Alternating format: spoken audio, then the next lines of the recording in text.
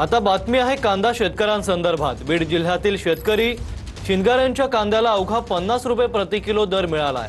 यामुळे शेतकऱ्याचा वाहतूक खर्चही निघाला नाही। यावरून संतप्त शेतकऱ्यांनी सरकारनं गांजा लावण्याची परवानगी द्यावी अशी मागणी केली आहे। बीड जिल्ह्यातील शेतकरी संतोष शिंगारे यांना कांद्यासाठी अवघा 50 प्रति किलो इतका कमी दर मिळालाय। 602 किलो कांदा विकून शेतकऱ्याला अवघे 301 रुपये मिळाले। 602 किलो कांद्यासाठी शेतकऱ्यानं 12 थैल्या खरेदी केल्या। या 12 थैल्या 456 रुपयांना खरेदी केल्या। सोलापूर मार्केटमध्ये कांदा आणण्यासाठी शेतकऱ्याला वाहतुकीचा खर्च 1200 रुपये इतका पडला। हमाली 62 रुपये, तोलाई 37 रुपये, स्त्री हमाली 24 रुपये, वारणी 60 रुपये असा एकूण खर्च 1839 रुपये झाला आणि कांदा विकून शेतकऱ्याला फक्त 301 रुपयेच मिळाले। त्यामुळे शेतकऱ्याला कांदा विकून 1538 रुपयांचं नुकसानच झालं।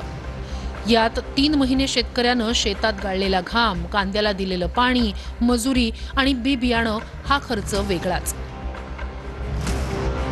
त्यामुळे कांद्याऐवजी गांजा लावण्याची परवानगी द्या अशी मागणी संतप्त शेतकऱ्यांनी केली आहे। आता समजा आम्हाला 1 किलो कांदा पिकवण्यासाठी कमीत कमी आम्हाला 12 ते 13 रुपये खर्च येतो। एक खाताची गुणी घ्यायची म्हणलं आज 2300 रुपये झाली आणि आमची गुणी 100 रुपयाला बी नाही। मग ह्याच्यावर शासनाने ठरवायला पाहिजे काय नियम माहिती। मला तर असं वाटतं की शासनाने सरळ ना प्रत्येक शेतकऱ्याला 5 गुंठ व्हायला पण गांजा लावायची परवानगी द्यायला पाहिजे।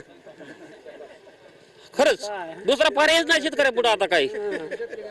5 का व्हायना गुंठ गांजाला परवानगी शेतकऱ्याला द्यायला पाहिजे। ही जी परिस्थिती आहे यातून शेतकरी कसा सावरेल, सामान्य माणूस कसा सावरेल याची काही चिंता नाही आहे।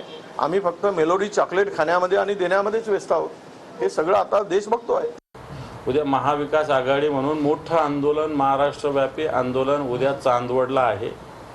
त्याच्यात शिवसेनेच्या वतीनं मी जाणार आहे त्या आंदोलनाला। काँग्रेसचे प्रदेशाध्यक्ष येणार आहे, राष्ट्रवादीचे प्रदेशाध्यक्ष येणार आहे, रोहित पवार यांनी ऑर्गनाईज केलेलं आहे। सध्याच्या घडीला दर कमी मिळत आहेत ही वस्तुस्थिती आहे। साधारणपणे 600-700 रुपये दर मिळतो आहे आणि म्हणून कांदा उत्पादक शेतकऱ्यांच्या भावना आम्ही माननीय मुख्यमंत्री महोदय, माननीय उपमुख्यमंत्री महोदय यांच्यापर्यंत पोहोचवतो।